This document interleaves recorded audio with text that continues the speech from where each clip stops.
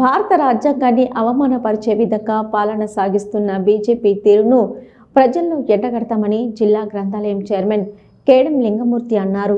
TPCC పిలుపు మేరకు జై బాబు, జై భీమ్, జై సంవిధాన్ నినాదంతో నిర్వహిస్తున్న ర్యాలీ హుస్నాబాద్ పట్టణంలోని 1వ వార్డులో నిర్వహించారు. ఈ సందర్భంగా లింగమూర్తి మాట్లాడుతూ, నిండు పార్లమెంటులో భారత రాజ్యాంగ నిర్మాత డాక్టర్ బిఆర్ అంబేద్కర్ను కేంద్ర మంత్రి అమిత్ షా అవమానించారని మండిపడ్డారు. అంబేద్కర్పై అహంకార పూరితంగా చేసిన వ్యాఖ్యలను దేశ ప్రజలంతా గమనించాలన్నారు.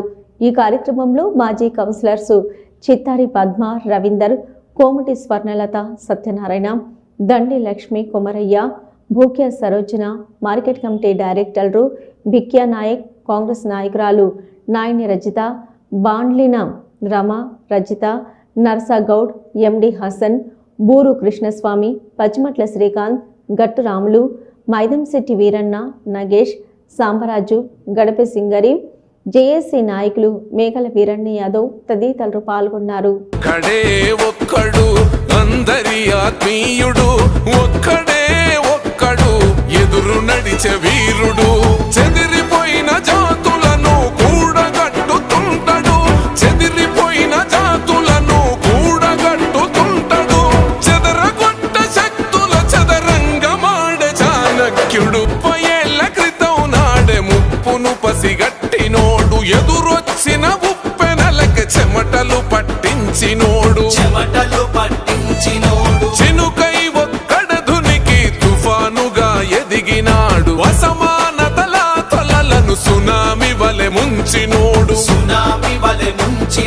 లెక్కలేని రాబందుల రెక్కలు తెగ నరికినేడు, వర్గీకరణ వాటా లెక్క తెలుసుతున్న ఒక్కడే ఒక్కడు, అందరి ఆత్మీయుడు ఒక్కడే ఒక్కడు, ఎదురు నడిచే వీరుడు, చెదిరిపోయిన జాతులను కూడగట్టుతుంటాడు, చెదిరిపోయిన దేశంలో పేదరికం పోలేదు కానీ అలా అనుసూతాన్ని తీసుకురావాలి ప్రయత్నం జరుగుతున్న కుట్రలను మనం తిప్పికొట్టడం కోసం మనం ఈ యాత్ర పార్టీ చేపిస్తాము.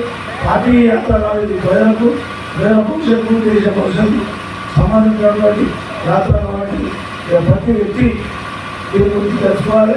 ప్రతి మనిషి, ఆ కార్మికులు, కర్షకులు, చదువుకున్న విద్యార్థి, గ్రామాలలో ఇళ్ళ చాలా కాకుండా పెద్ద మనుషులు కూడా విషయాలు తెలియజేసి చిన్నపిల్లల భవిష్యత్తులో కూడా వాళ్ళకింత ఉద్యోగం యొక్క భవిష్యత్తు మనం ఈ రాజ్యాంగం ద్వారా, ఆనాటి పోరాటం ద్వారా, ఆనాటి వాళ్ళ జ్ఞానం ద్వారా ఎట్లా వచ్చిందో చెప్పి వాళ్ళని ప్రభావితం చేయాలని ఈ కార్యక్రమం జరుగుతుంది. వచ్చినటువంటి సోదరులు అందరికీ